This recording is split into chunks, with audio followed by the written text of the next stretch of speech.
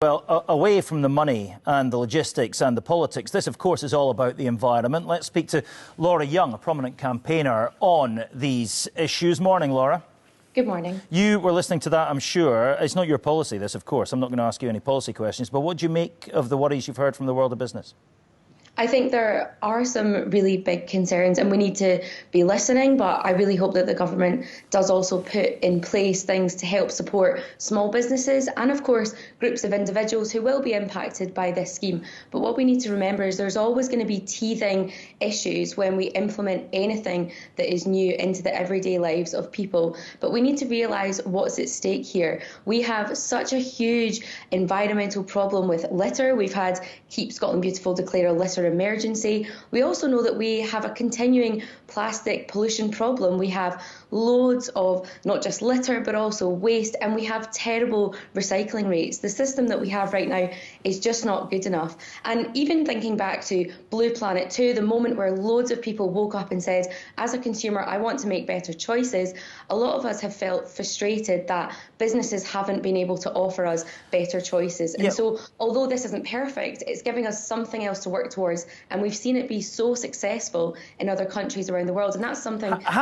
Sorry, Laura, sorry to jump in. Has a scheme precisely... Is this modelled on other schemes that are working well?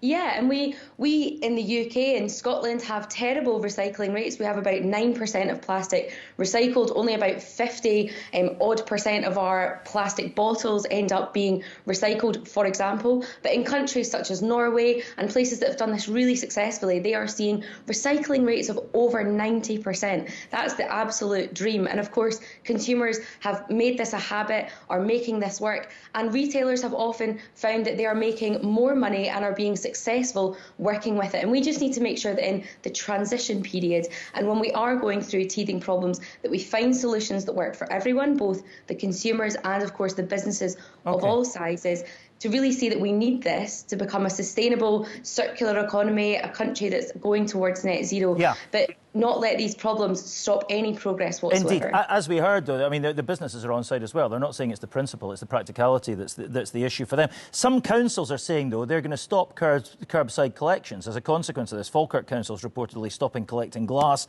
Edinburgh is said to be reviewing its whole recycling collection policy, potentially, off the back of this. And this is only drinks containers. What happens to all the glass and plastic, for example, that we're recycling at the moment that gets collected on the curbside, that's, you know, jam jars, all the other stuff that doesn't contain drinks? Are you concerned that actually the system we've got at the moment, not imperfect though it is, might suffer as a whole?